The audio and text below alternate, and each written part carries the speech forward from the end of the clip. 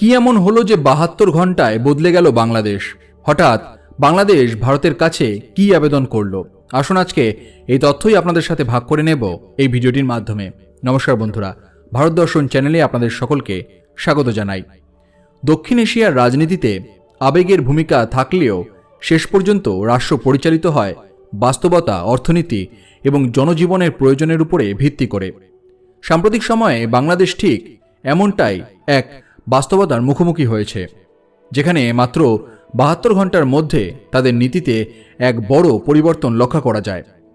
দীর্ঘদিন ধরে চলা ভারত বিরোধী বক্তব্য এবং রাজনৈতিক টানাপোড়েনের পর হঠাৎ করেই বাংলাদেশ সরকার আনুষ্ঠানিকভাবে ভারতের কাছে চাল আমদানির আবেদন জানায়।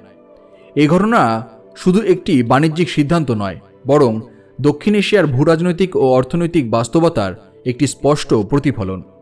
এই ভিডিওতে বিষয়গুলি বিস্তারিতভাবে আলোচনা করতে চলেছি।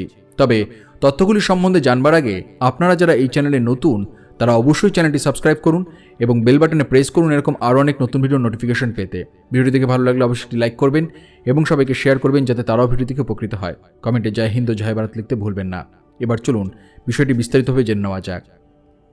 বাংলাদেশের সাম্প্রতিক মাসগুলোতে চালের দাম সাধারণত মানুষের নাগালের বাইরে চলে যাচ্ছে। শহর থেকে গ্রাম সবখানি খাদ্যদ্রব্যের মূল্যবৃদ্ধি জনজীবনে চাপ সৃষ্টি করেছে। দেশীয় উৎপাদন একদিকে কমছে, অন্যদিকে জনসংখ্যা বৃদ্ধির কারণে চাহিদা বাড়ছে। প্রাকৃতিক দুর্যোগ, জলবায়ু পরিবর্তন, উৎপাদন খরচ বৃদ্ধি এবং বাজার ব্যবস্থাপনায় দুর্বলতা সব মিলিয়ে বাংলাদেশ এক ধরনের নীরব খাদ্য সংকটের দিকে এগিয়ে যাচ্ছিল। এই পরিস্থিতিতে সরকার বাধ্য হয় দ্রুত এবং কার্যকর সমাধান খুঁজতে।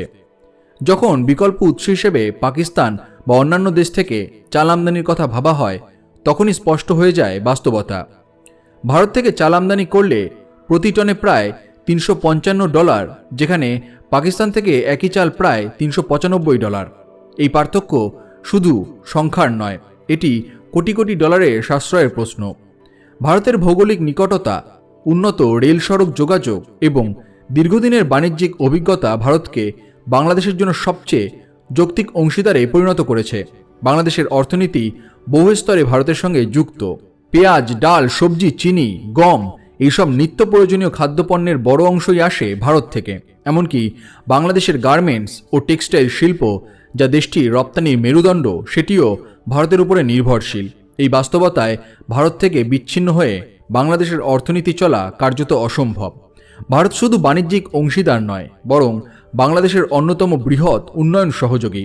গত কয়েক দশকে ভারত অবকাঠামো উন্নয়নে বিনিয়োগ করেছে, বিদ্যুৎ ও জ্বালানি প্রকল্পে সহযোগিতা করেছে, স্বল্প সুদের ঋণ দিয়েছে, রেল, সড়ক ও বন্দর উন্নয়নে সহায়তা করেছে। এই সহযোগিতার ফলে বাংলাদেশ বহু ক্ষেত্রে উন্নয়নের গতি পেয়েছে, অথচ রাজনৈতিক বক্তব্যে সেই বাস্তবতা প্রায়ই উপেক্ষিত হয়েছে। বর্তমান রাজনৈতিক প্রেক্ষাপটে ইউনূস সরকারের উপর আন্তর্জাতিক মহল থেকেও চাপ বাড়ছিল। বিভিন্ন পশ্চিমা দেশ, বিশেষ করে যুক্তরাষ্ট্র ও ফ্রান্স, প্রশাসনিক স্বচ্ছতা, সংখ্যালঘু সুরক্ষা, গণতান্ত্রিক প্রক্রিয়া, নির্বাচনী বিশ্বাসযোগ্যতা এই বিষয়গুলো নিয়ে প্রকাশ্যে উদ্বেগ প্রকাশ করে। এই অবস্থায় ভারতকে পুরোপুরি উপেক্ষা করা বাংলাদেশের জন্য কূটনৈতিকভাবে আরও ঝুঁকিপূর্ণ হয়ে উঠেছিল।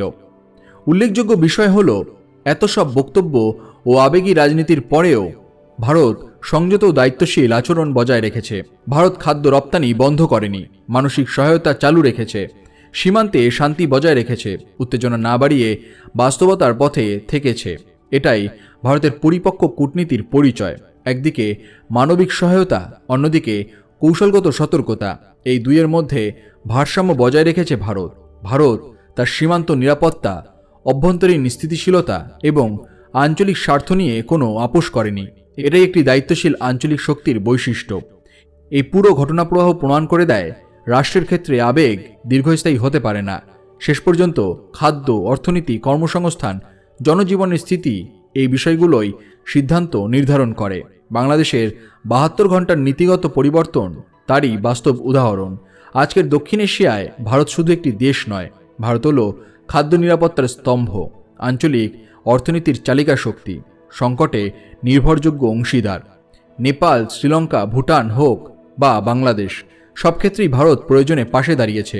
এই ঘটনা ভবিষ্যতের জন্য একটি স্পষ্ট বার্তা দেয়, দক্ষিণ এশিয়ায় স্থিতিশীলতা, উন্নয়ন ও খাদ্য নিরাপত্তা ভারতের সহযোগিতা ছাড়া সম্ভব নয়।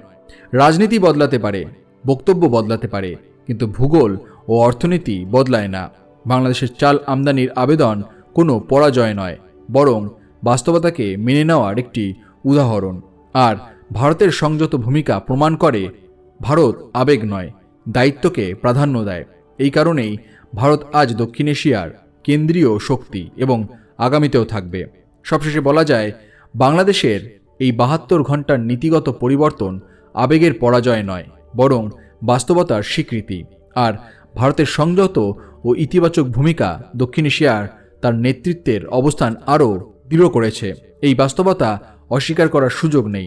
অর্থনীতি শেষ পর্যন্ত সব রাজনৈতিক সমীকরণকে ছাপিয়ে যায়। আপনাদের এই বিষয়ে কি মতামত সেটি অবশ্যই কমেন্ট করে জানাতে ভুলবেন না।